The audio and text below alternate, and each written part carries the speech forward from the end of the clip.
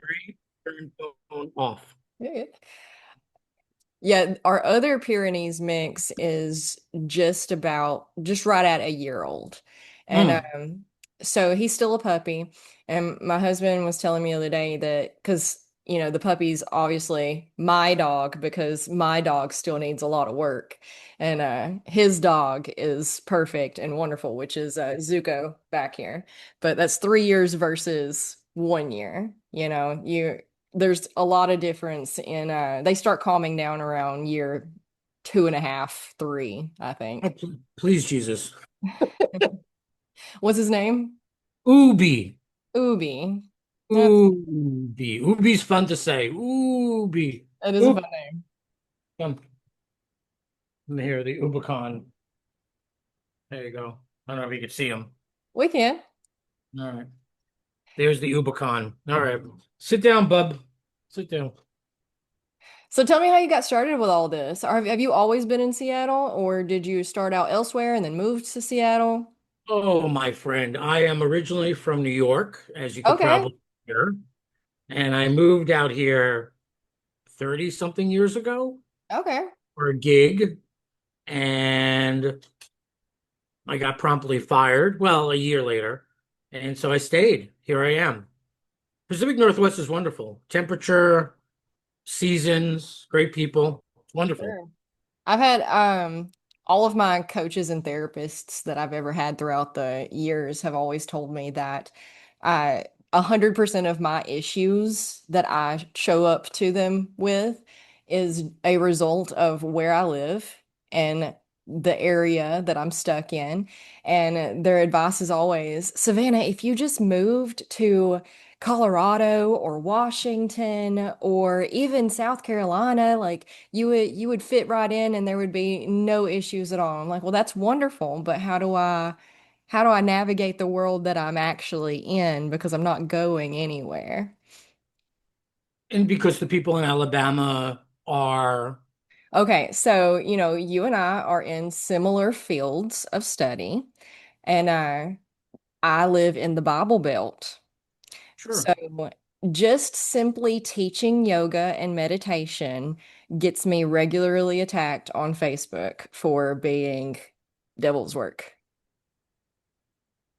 It's a Hmm. culture shock to a lot of people who grow up in more modernly alternative. Hmm. So you set to yourself the challenge to be tolerant. Yeah. I mean, it That's, I hasn't mean, it's stopped really me. easy to move away. It's really easy to move away, certainly. It's easy for some people to move away. It's not easy You for everyone to move away. you have family and stuff that keeps you there? I have very lots of family that keeps me Yeah, here. I could see that. So maybe your soul is requesting, like you to develop greater tolerance for Oh people yeah, who are less conscious. And sure. I love because I fly my freak flag high, right? Psychic, healer, homosexual, Jew, right?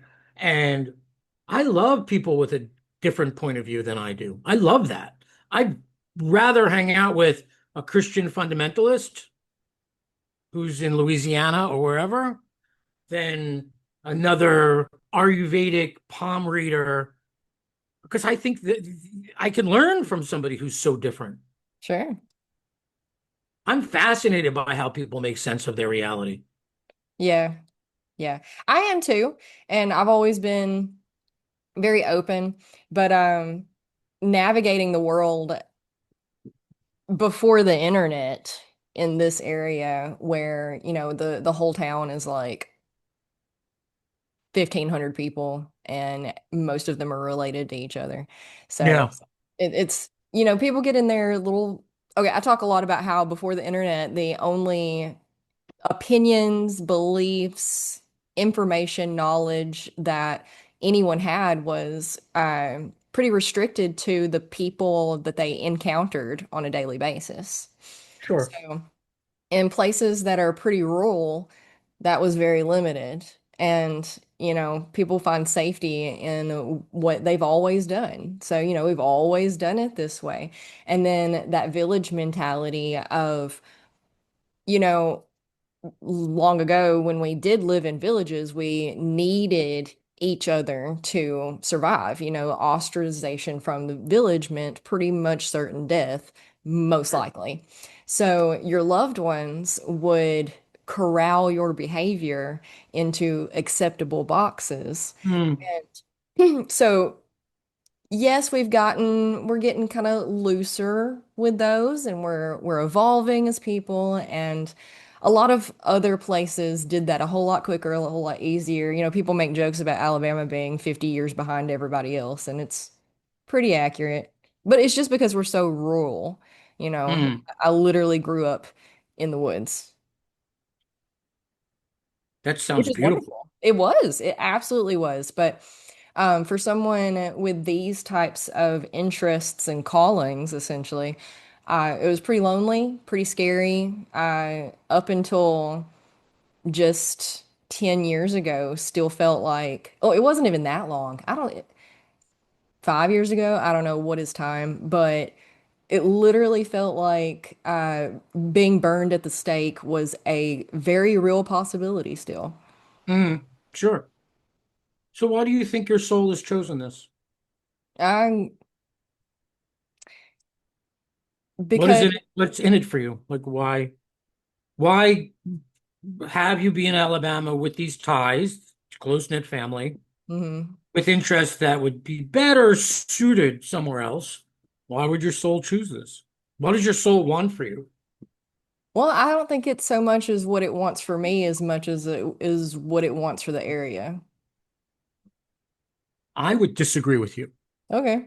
And I love that. And I love having conversations where there's two points of view that are divergent so that the listener can find it for themselves. Hmm. I don't believe our soul, the larger, wiser part of us, gives a crap about what's happening out here. That's It fair. cares about our evolution Hmm. because it wants us to become ourselves, Hmm. whoever that may be.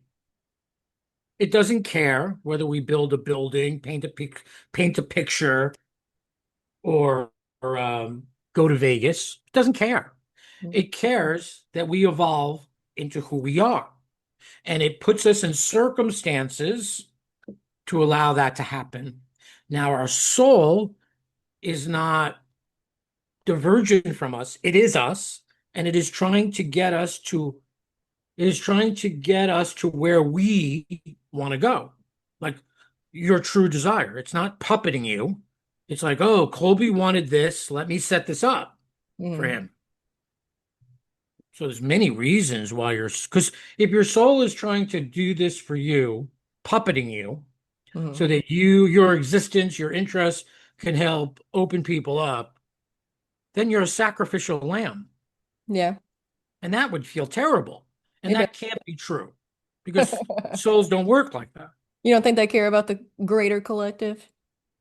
No, because what happens here is inconsequential. Hmm. In this reality, it's really inconsequential to the soul.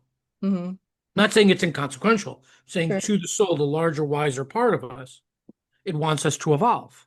Hmm. Now, if we evolve, this stuff will take care of itself, Hmm. right? Yeah. Because really, without self love, we war, we fight. With Yeah. self love, circumstances resolve pretty And the quickly. macrocosm reflects the microcosm. Absolutely. Yeah. So that's actually the tagline of the show is healing the self in order to heal the world. Right. But ooh, I love this. We don't heal ourselves to heal the world because that's an object relation. Then I have an agenda. I heal myself because that's what I'm here to do. Because no, that's not even true. I heal myself because that's my desire. No other desire. I want to evolve into whatever. Oh, my dog left. Hold on. Oh, he's right Ooh, there behind you. come here. Sit down. Stay. We evolve because we want to evolve. I Hmm. want to be whatever the apex of my evolution is. I want that. I want that. So maybe you're in Alabama tied to your family. You're not willing to sacrifice moving and giving up those ties, living remotely and dealing with these people who it seems want to burn you at the cross. Why? Maybe, and I'm not talking to your soul right now, although it's here, I can sense it. It's like helping you to generate more love, Yeah. right? To know safety regardless of what's going on around you or who's castigating you, who's coming after you. Maybe it's about people who are calling you names and being mean and finding love for them. Mm. It's huge opportunity, love-wise. Yeah, to find forgiveness and love for those who have done you wrong is a really solid goal to that most people don't want to think about or look at or even consider. As soon as you talk about forgiveness, they throw up their walls and no, what they did was terrible, what they done was wrong. And like, yeah, forgiving them doesn't mean that it was okay. It just means that you're not going to carry around that toxic energy with you anymore of hate. Right. I don't, who wants to forgive? I just want to be right. Yeah. Right. Yeah. I mean, I want to be right because right is, feels juicy to be right. I mean, there's a lot of sacrifices, certainly, but no one wants to forgive. And it's a healthy thing to do. And what most people, I think, don't get is you don't just forgive once. If Rodney treated you wrong, every time Rodney comes to mind and you want to do X, Y, Z to him, Mm-hmm. that's the time to forgive him. You just keep forgiving Rodney and you ask for forgiveness. You ask for help to forgive Rodney, to Hmm. let it go until it's gone. And Yes. it might be years, your whole lifetime, decades. It's Sure. not a one-time thing. People allow themselves resentment. Mm. Just got to stop. Stop indulging. Enough. Yeah. Enough. It's Just stop. liberating to It's be able to, liberating. yeah, you can't fully be yourself or find what you're actually wanting in life if you're carrying around all of this pointed fingeredness at individuals, even if it was, you know, their fault or whatever, whatever. I mean, we could even get into that because, you know, hurt people. So most likely they were also just a injured child, traumatized child, perpetuating all of that. I know when I'm having trouble, because I struggle with judgment. I totally struggle with judgment. Who doesn't? And I struggle with being satisfied. Hmm. And those two things are tied together because when I'm judging, I'm not satisfied. Hmm. And when I'm satisfied, I'm not judging, right? Mm-hmm. So when I am judging another and having a difficult time letting go of what they did because I think it's wrong, a lot of times I'm not looking at my accountability Hmm. and how I intuited what was going to happen and I chose to ignore it. Sure. And then I'm mad. I remember I met this guy and I'm like, oh, I like him. He's Asian, he's a Buddhist. I like to, he was interesting. I like these boxes. These are good boxes. Yeah, these are good boxes. I like that. That's good. Interesting, well educated and smart, good looking. We went on a date and I felt awkward. I even making the date. And then when we're walking down the street, he grabs my butt in public. That's not okay with me. That's not okay with me.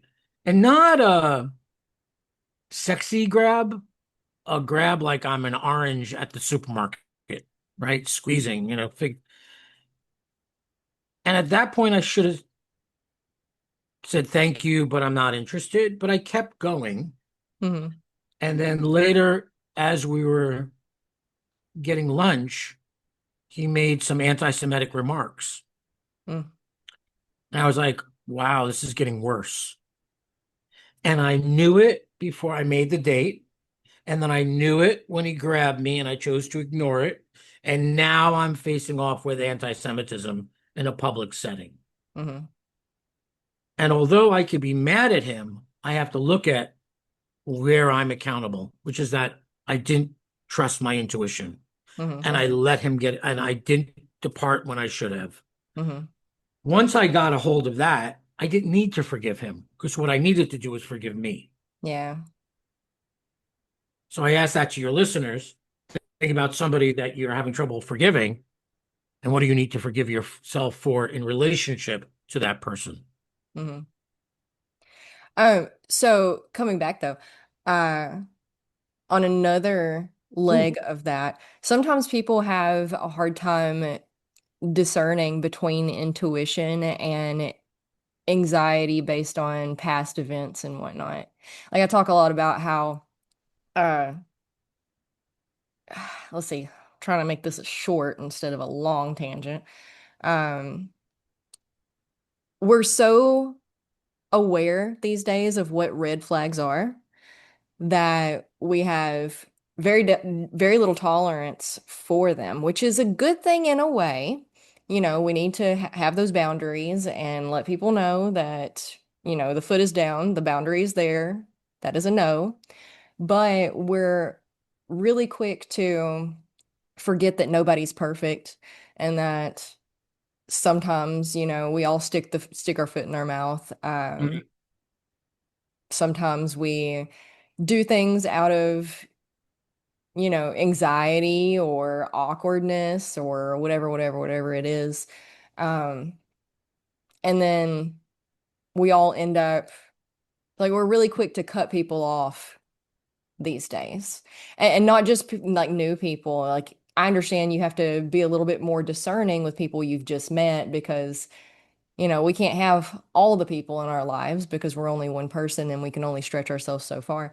But even like family relationships or friends that, they've been our friends for 3 years and then they said that one thing and now we just can't go back from it. Right. Just lots of things. So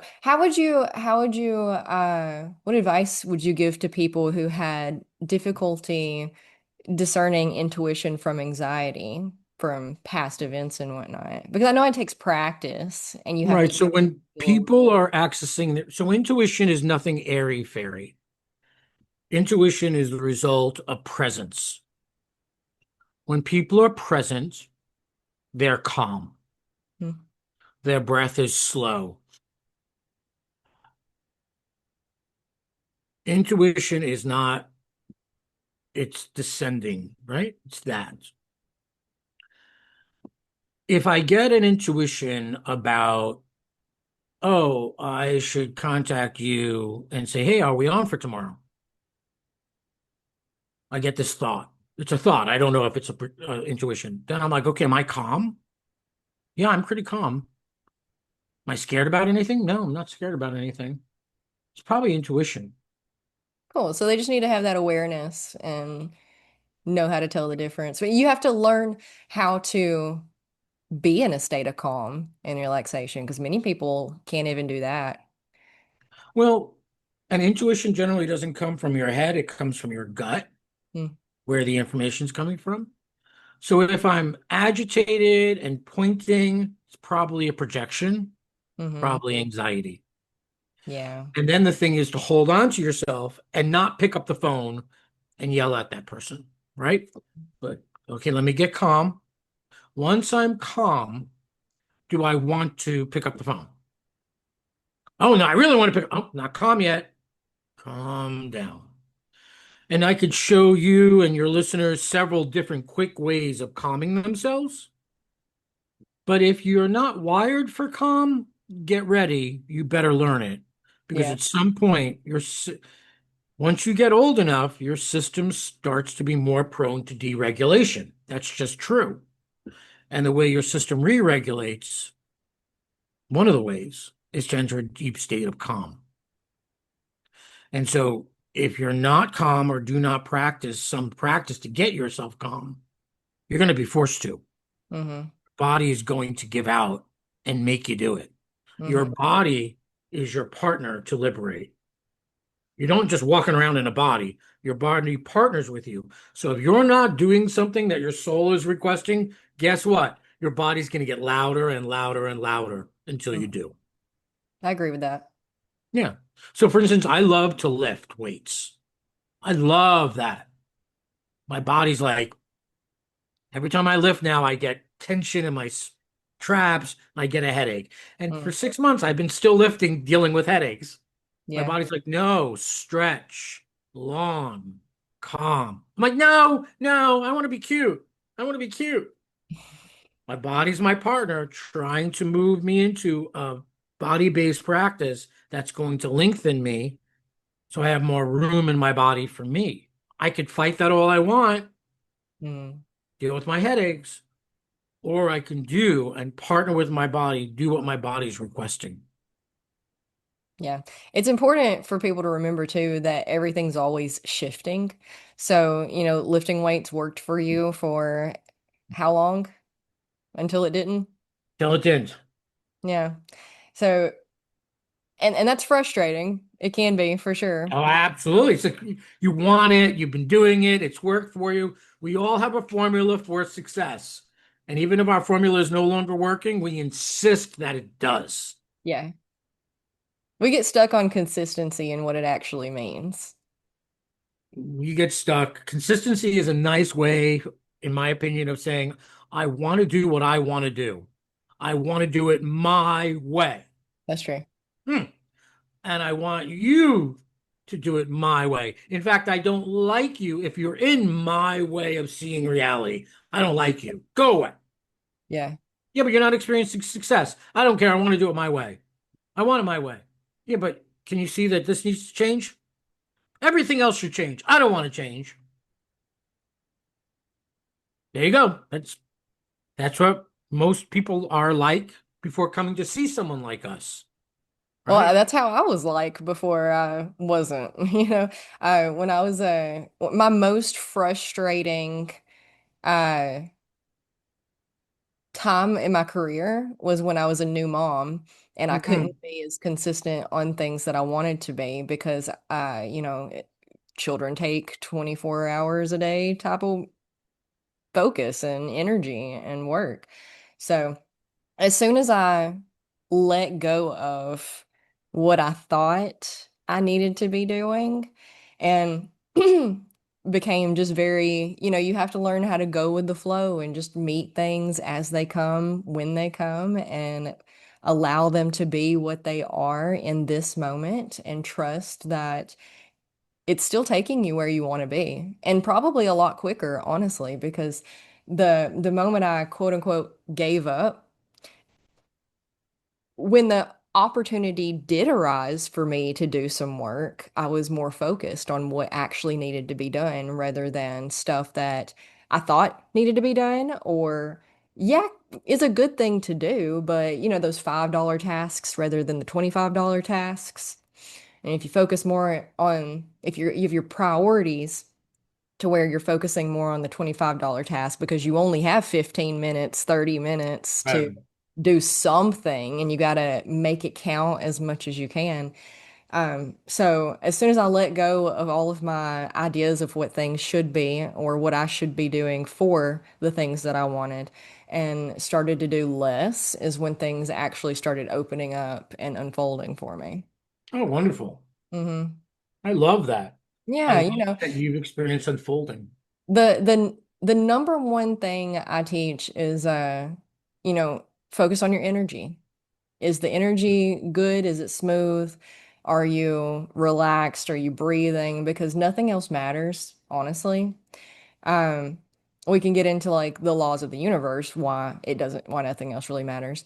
But also, whatever we think our goals are, what our goals actually are the feelings and emotions that we think those things are going to get us once we Mm, achieve them.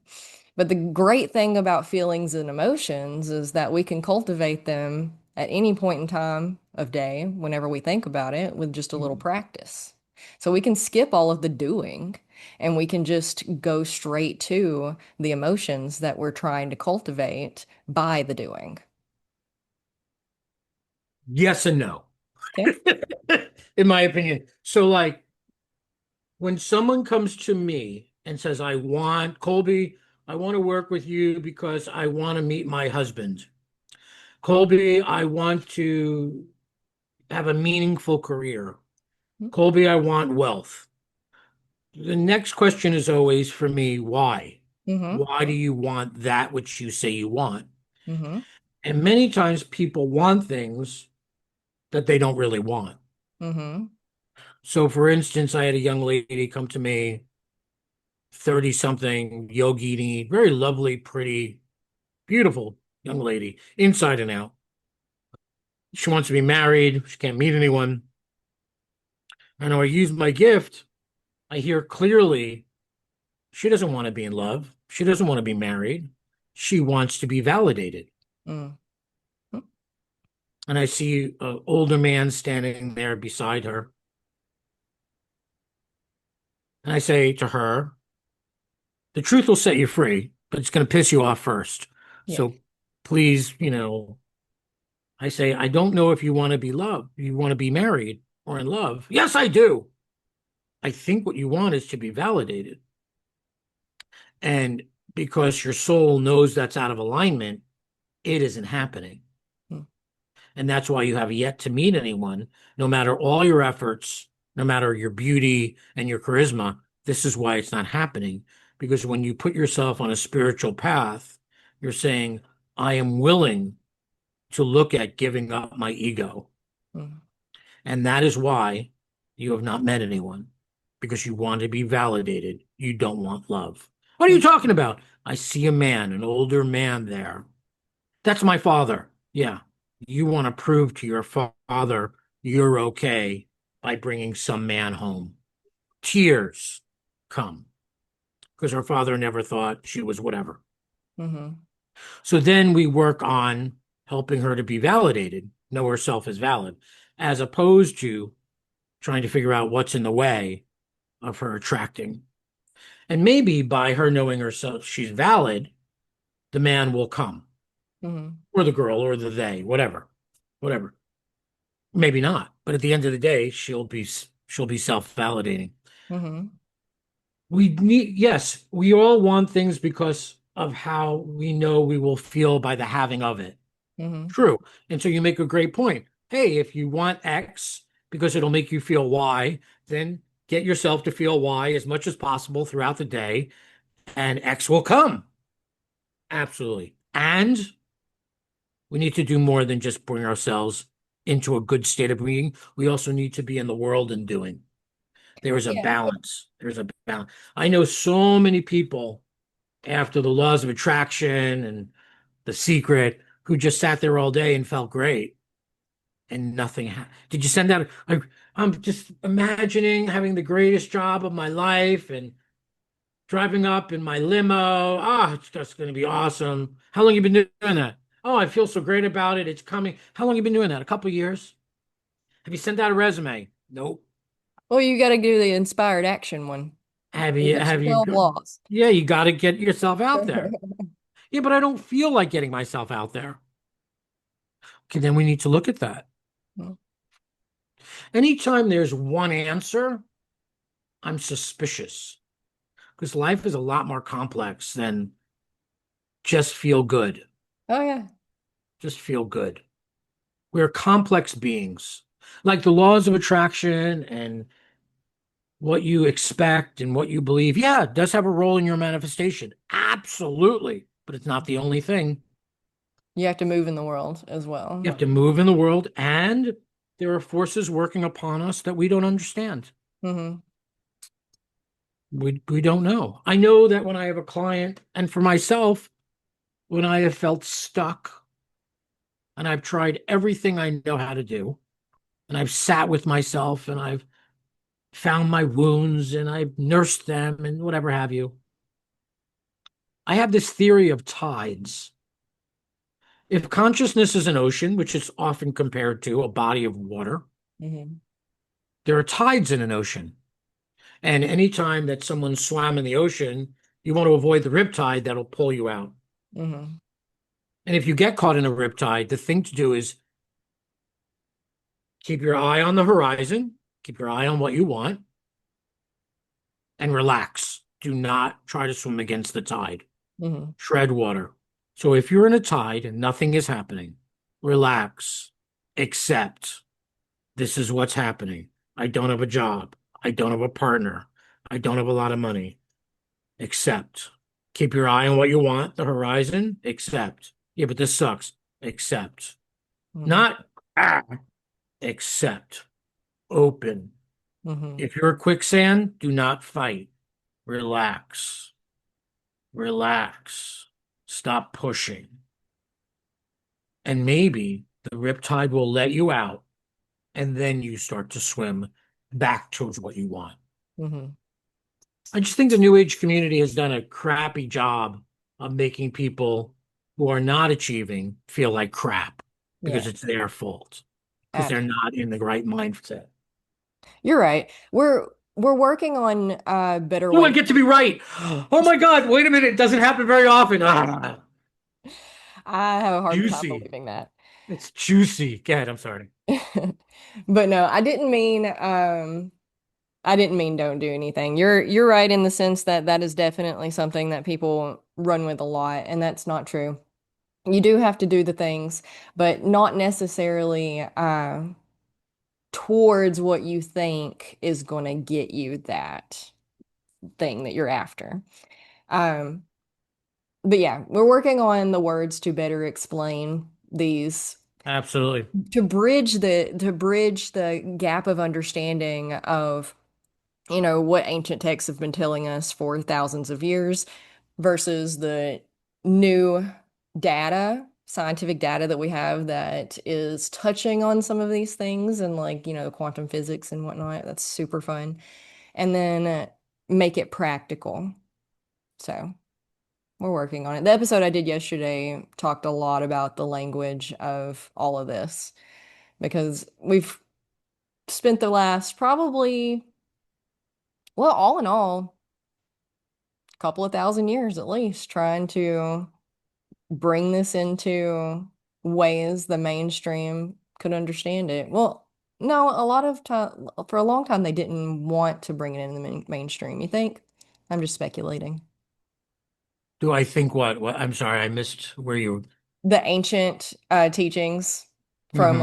like Eastern philosophy and Indian Hindu, those types of things that have been telling us about these laws of the universe and the mental mindset meditation. No, no, I get that. I mean, I think what you're saying, you're asking me is, do I believe that these insights, ancient teachings, whatever, technology has been kept from us by forces and people? I don't know if that's a helpful thought Hmm. because if I think that it has, then I think there are powers that are over me that can control me. Hmm. That may or may not be true, but let's say it is true. There's nothing I can do. Hmm. It just makes me feel paranoid and scared. Yeah, sure. And so why entertain that?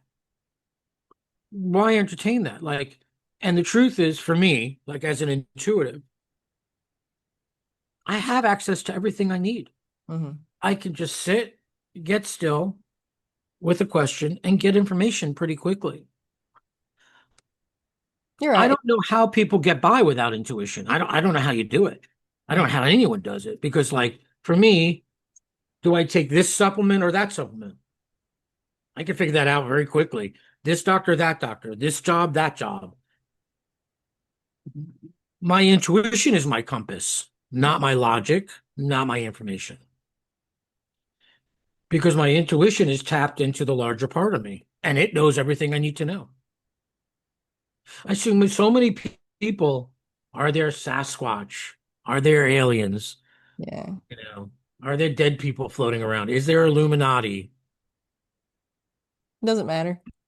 What are you going to do with that? Hmm. It's just it's just more like mind candy, and Yeah. candy warps your candy is not good for us. Now, if you said to me, oh, there's this conspiracy and this is what you need to do. Maybe. But other than vote and send money to candidates that want to back, there's nothing else to do. True. And write letters, yeah, sure. There's nothing else to do. Hmm. If I go to a dinner party or the last dinner party I went to, they were talking about politics. And as you know, our country is in a bit of upheaval. There's a lot of people with a lot of different opinions.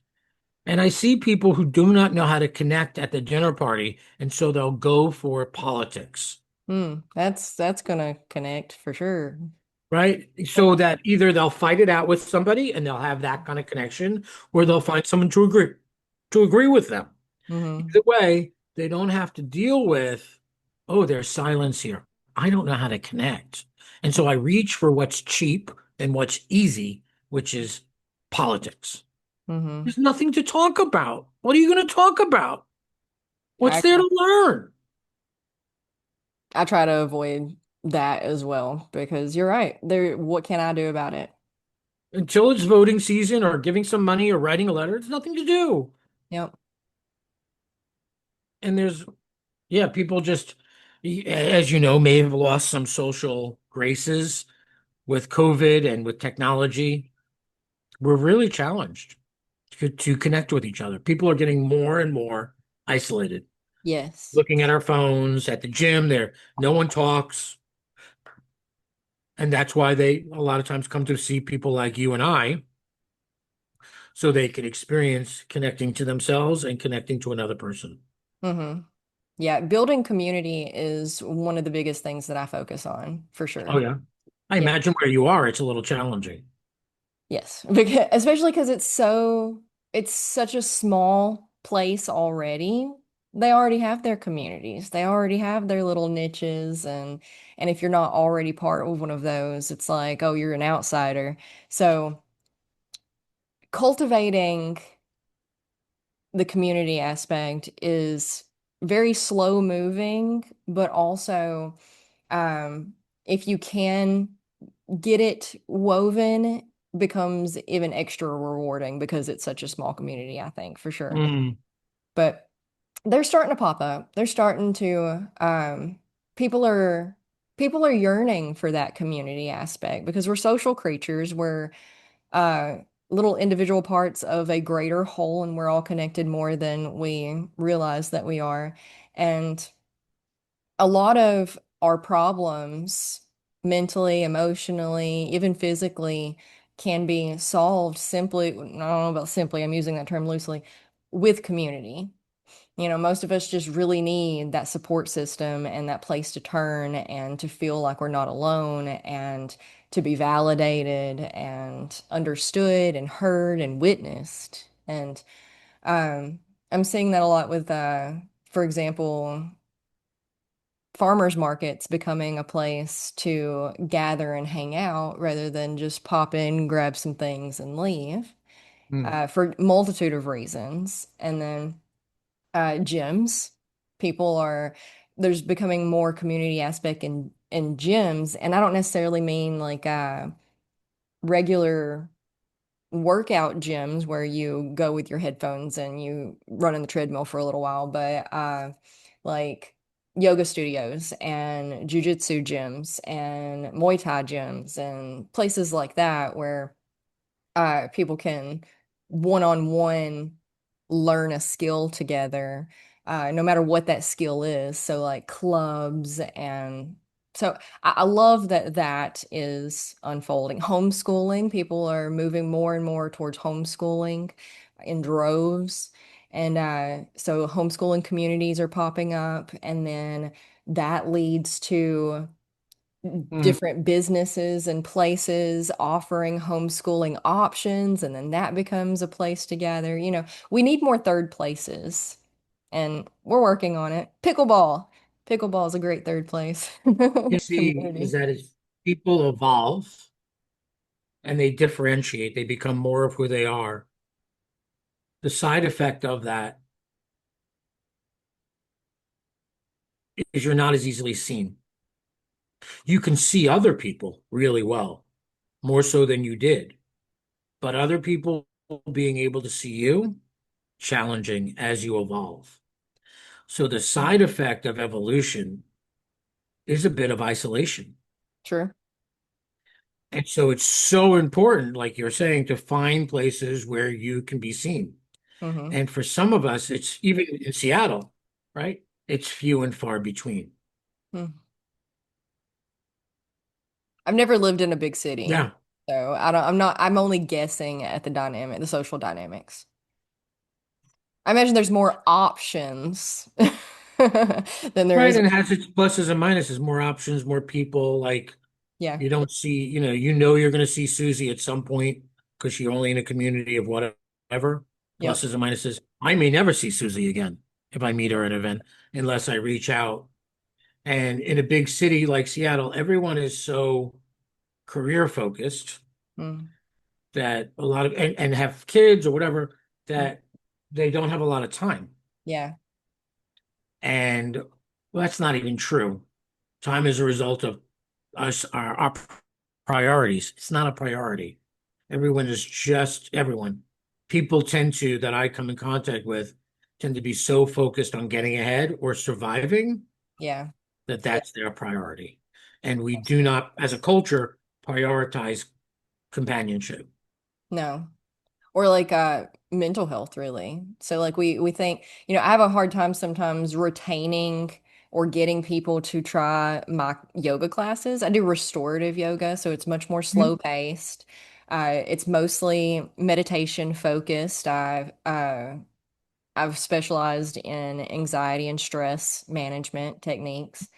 And people, if they have an hour to work with for a class, they want something hard and heavy. They want to walk away feeling like, which I mean, you definitely walk away feeling like you accomplished something, but the we we glorize the yang more than the yin, I think is what I'm trying to say.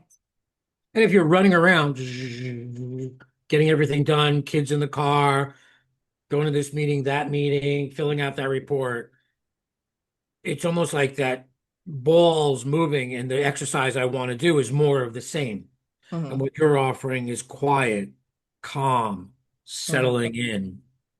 And although that balances the other, Hmm. people are not drawn to that until they're sometimes forced Yes. because of insomnia, issues, anxiety, depression.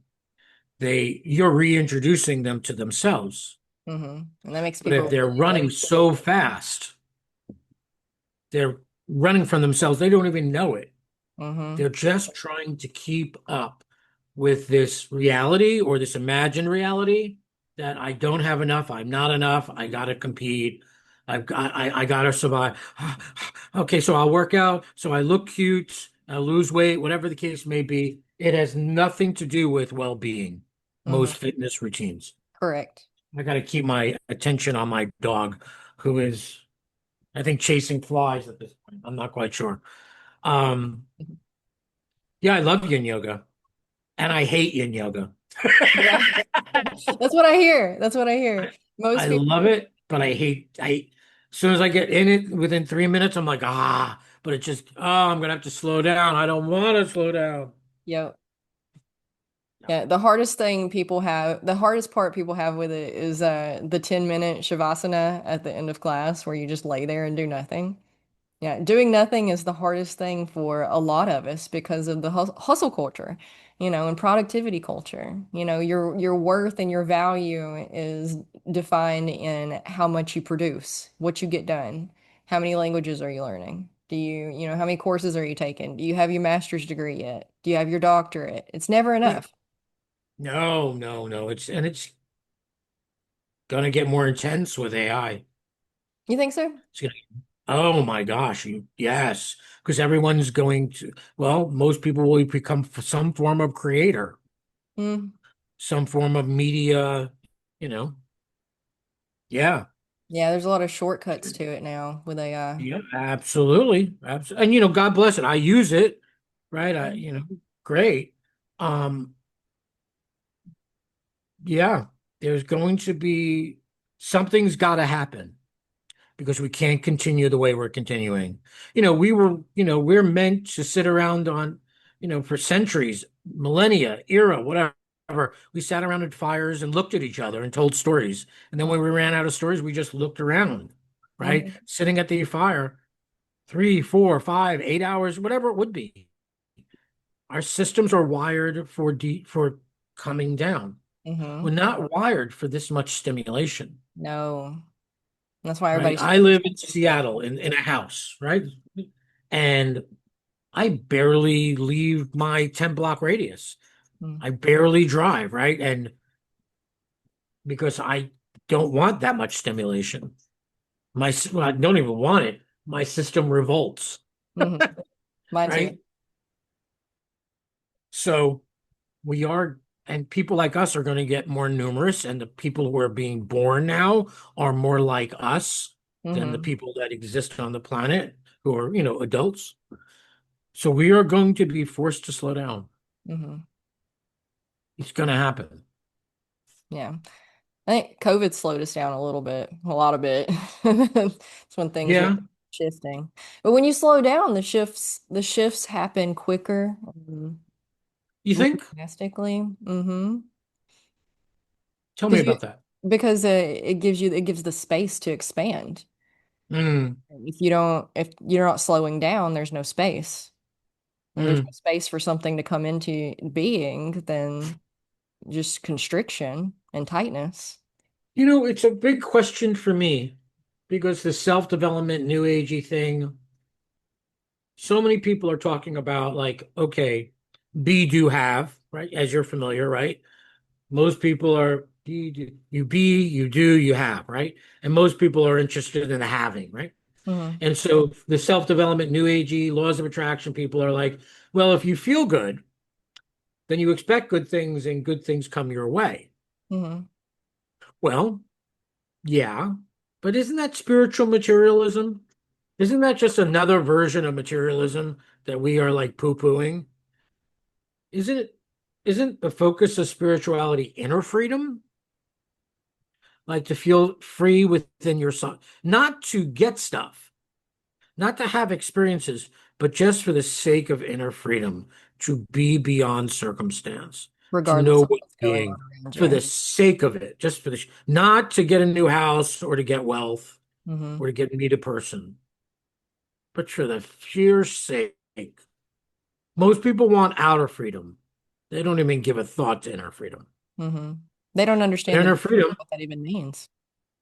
they don't understand what it means, and yeah. And true spirituality is letting go of our identity. That's what it is.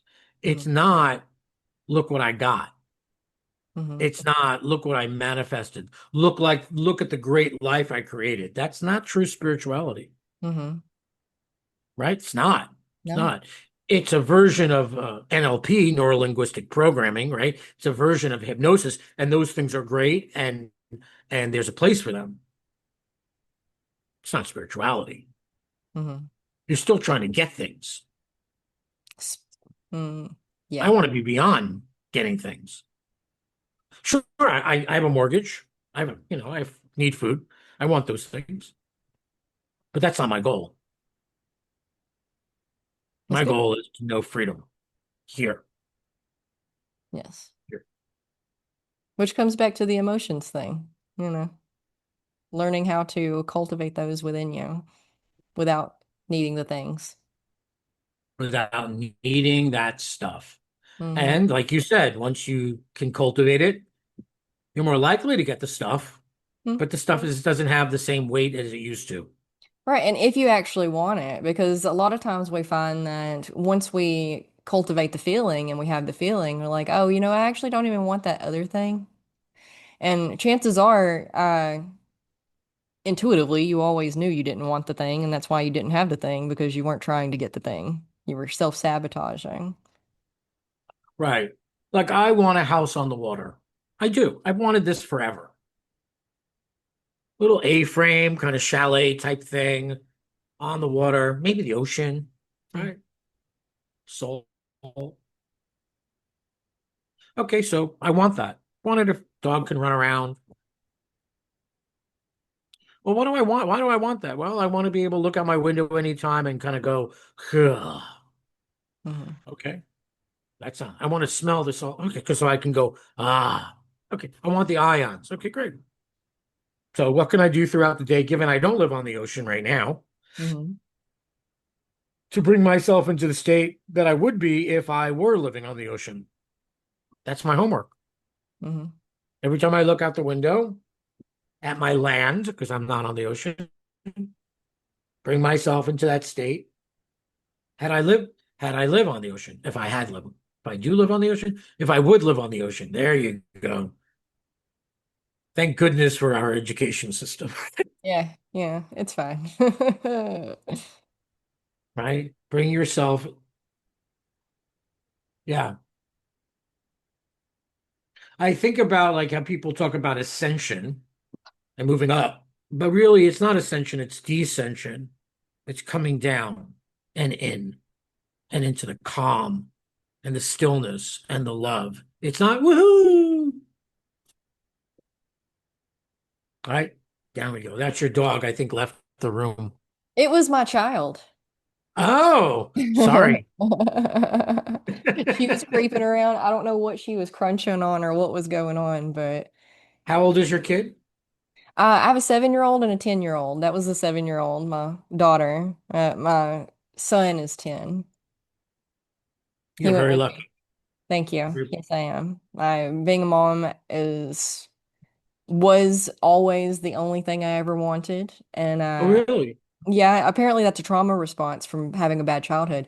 But I've loved I've appreciated and been mindful, mindfully present of every moment because people always give you all of the same cliches. Oh, you'll miss this when they're older, and you'll wish that they were younger again. And then I don't agree with any of that. I don't wish it. I don't miss it. I like the ages that they are now because we're it's more of a partnership rather than a a codependent relationship, and that works better for me and how I want to live my life and how my manage my stress levels. But I was always very intentional with being present in all of the moments so that I could appreciate them while I had them and then be okay when I didn't have them anymore. And then, oh, you don't you miss them being little? Nope, because that meant a lot more diapers and a lot more screaming in my face and a lot more throwing stuff like, mashed potatoes on the wall and having to clean that up. But can still remember the precious moments that I did love, and Hmm, having the memories and holding on to the energy and the feelings of those memories, that's what I try to do in all the things. But yeah. it's wonderful. You're in Mm-hmm. the moment with that, as opposed to wishing you were in another moment. Mm-hmm. Yeah, that's where I found And your acceptance. family's there. I'm sorry. Absolutely. And your family's in around you, like your mom and dad or whoever else. They're around. They're And around. you're married, I'm assuming. Your partner's family is around. A little bit, yeah. Yeah. It's mostly just me and my husband and the kids, but um, I do have a big family. They're here, they exist. I don't know if they're really present too So what much. keeps you in Alabama? What keeps you there if you don't? Well, my husband won't go anywhere. Ah, I was literally just counting down the days until I turned 18 and could just hit the road, and I didn't know where I was going and I didn't care, but I was going somewhere. And I always joke about how I messed up and fell in love at 16. And we've been together ever since. And he grew up on the road, so he was actually born in California.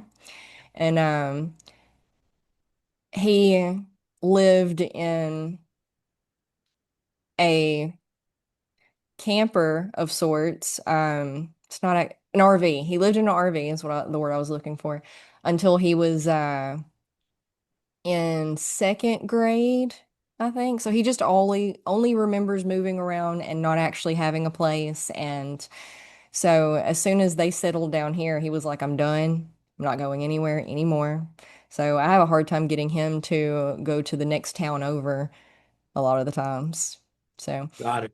a long time I had to it was a it was a hard transition in my head of just kind of like just waiting it out because I always knew I was going to leave to, oh no, I'm stuck here. Are you kidding me?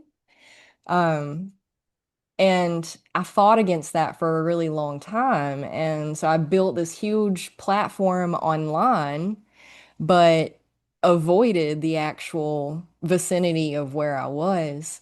And, beautiful ways that the things unfold is that once I got past those roadblocks, I guess, those mental blocks of this area is not for me, this area is not safe, this area is not what I need to be focusing on. And I started actually opening myself up to my vicinity and the community and the town that I was actually in, the people that I was actually in. That's when things really started to open up for me. So, No, you know, it's wonderful. yeah, usually what you're avoiding the most is what you actually need to lean into the most. What you're avoiding the most is what you need to. I'm trying to think of what do I avoid. That stretching routine, that I definitely avoid.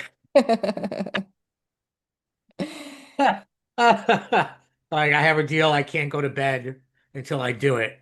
So it'll be like 12 o'clock at night. I'm like, fuck. Yeah, I get Yeah. it. It's a journey. It's a never-ending journey. We're here until we're dead. There's Which you always make a going to be great something else. point because this is in conflict with what we were talking about before. Follow your emotions. What gives you joy? Do what gives you joy. And then there's a place for what are you avoiding? Yeah, Maybe you've got what to have you're the avoiding is going to contrast. set you free. Yeah, we need so it's like, but that's a more mature view Hmm. than, oh, I'm avoiding it. Avoid it. You don't, that's not in alignment with, no, no, no. I'm avoiding because my ego's in play Uh-huh. and I've learned to decipher the voice of my ego and my voice, Hmm. right? Like there's a book called Growing Yourself Up. I forget what it is, but it's like being your own parent. Hmm. Yeah. Sometimes the inner parent needs to get you, the child, to do what you don't want to do Uh-huh. because it'll set you free. Yeah. Yeah. I heard somebody say the other day that discipline isn't about making life more constricted. Discipline is about being able to live life more fully. And freely. Discipline generates freedom. Yes. Which is counterintuitive most people who don't sit around and think about it. They think that it's constricting and limiting, but that's not at all the case. Right. People who don't have discipline are at the effect of a whole lot of circumstances. Because you don't have discipline, you don't work. You don't get, like then you're don't have money, and then you're at the effect of bill collectors Hmm. and gee, it's not great. No, it's a It's cascade not of great. consequences.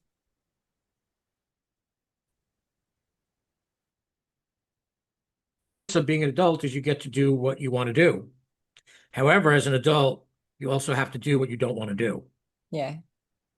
So, what I find is as people become more spiritual, more awakened, they stumble into increasingly more paradox.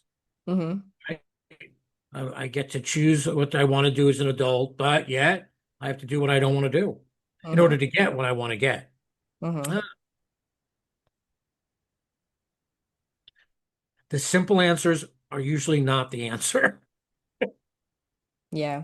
I think that's something that our culture specifically struggles with, especially since we're the land of the free, we're the land of the free. I want to be free to do whatever I want. And that means this, and that means party every night, all night, and that means going out every weekend, and that means, whatever it means. But a lot of other cultures, I compare Eastern cultures to Western cultures a lot for a lot of reasons. A lot of what I talk about, what we look into, has been pretty available in Eastern cultures for longer. And they you look at our languages, English language has more linear way of thinking, whereas Eastern languages are more paradoxical in Mm. nature. So, A plus B equals C over here, and it can't equal anything else. Over there, it's A plus B can equal C, or it could equal D, or it could equal B. And I say all of this to say that life is a giant paradox. And once you figure that out, you become way more fluid in your thinking, open-minded in your thinking and your choices, and you see the bigger picture and you allow yourself to be a part of the bigger picture, both for you and the community. The people are like, depths and layers, and we could go on for another hour if you wanted to, but I just need a pee break. Good. Yeah, well, I think I don't know too much about other languages because I barely have a hold of English.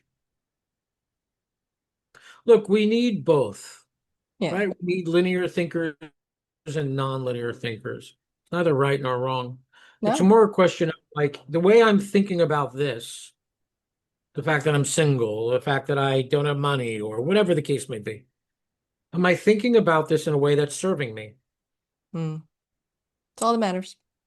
And how can I think about this differently Hmm. so that it does serve me? Like, okay, if I feel like crap about it, and look, I think there's a place for shame.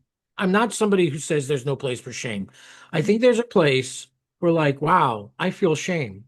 Shame is an indicator that you're out of alignment with Hmm. something. Now, is that something you're out of alignment, your standards or theirs? Hmm. But there's a place for, let's not ignore shame. Okay, I feel shame. What am I allowing alignment with? Theirs or mine? Okay. Now what? Now what? Now what? Hmm. What do I want here? What do I in Tantra, there's a game you can play to go deeper. And what you ask yourself is, let's do it. It's fun. It's totally fun.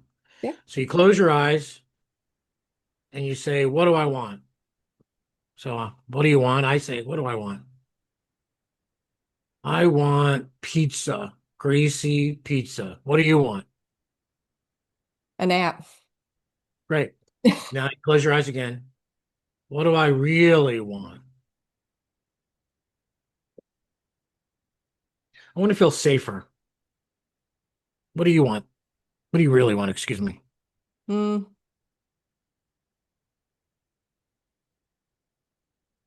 See, I'm not really sure. Community. Beautiful. And then you Community. go, what do I really, really, really want? Self-expression, to be able to express myself. Hmm. What do you really, really, really want?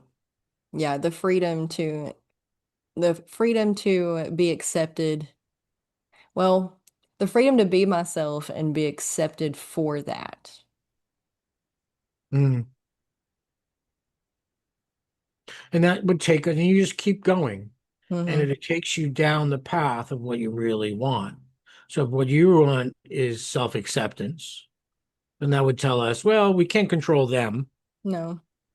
We can. And you live in a place that's challenging, apparently.